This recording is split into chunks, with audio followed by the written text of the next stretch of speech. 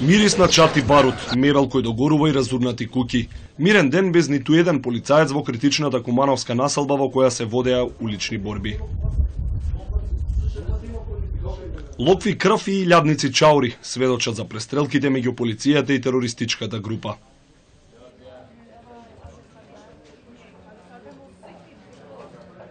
Жителите денеска се вратија и се соочија со стравот на гледка. Со недоверба и страв влегоа во разурнатите куќи.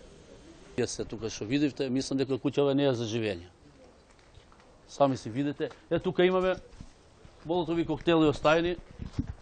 Тоа ме загрижува многу, бидејќи безбедносни сили требале да јават или ова да се трзат. Тоа безбедност. Има и тука дали е мина, дали е ова, што е тоа појма немам, јас не сум надлежен за тоа, нити видел, нити чул, тоа што видите, тоа е тоа. Свежи се сеќавањата на саботното утро во кое се разбудија со истрели и татнежи. Оние кои се нашле дома се криеле на најдолните катови и подруми, додека куршуми им прелетувале над главите. Од 5 сабаља како почнаа пукање до 6 навечер смо биле унутра. 11 души. Секојде су гаѓале. Туј су биле редени деца, све мои, негови. Има и слепи луѓе, имаја сам. Да, јас сум слеп инвалид.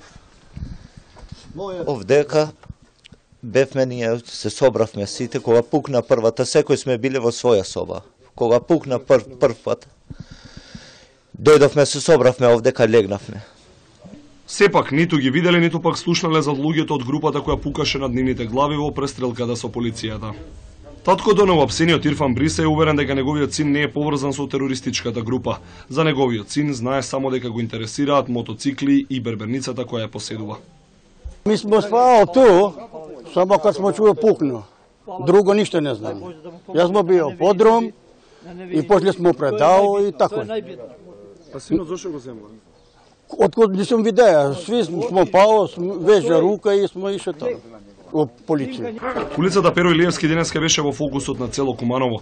Жителите од околните населби дојдоа да им дадат подршка на своите сограѓани, а екипите на Евана и Водовод ги санираа штетите за што поскоро да им обезбедат струја и вода на жителите. Подршка и хуманитарна помош најави општинските власти кои го осудија насилството во Куманово. Уште денеска ќе се одржи голем број на состаноци со местните ауторитети, со местното население и секако дека дел од нас веќе излеговме таму, а поголем дел ќе бидат присутни исто така. Знаете, не треба да правиме политика од овие моменти, потребно е максимално ажурирање на сите релевантни чилители во градот, без разлика кој која политичка, јавна или општествена функција носи, се со единствена цел да се излезе во пресрет на оние на кои што помошта им е најпотребна. Денеска немаше настава ниту во средните, ниту во основните училишта. Тие ќе останат затворени се до среда.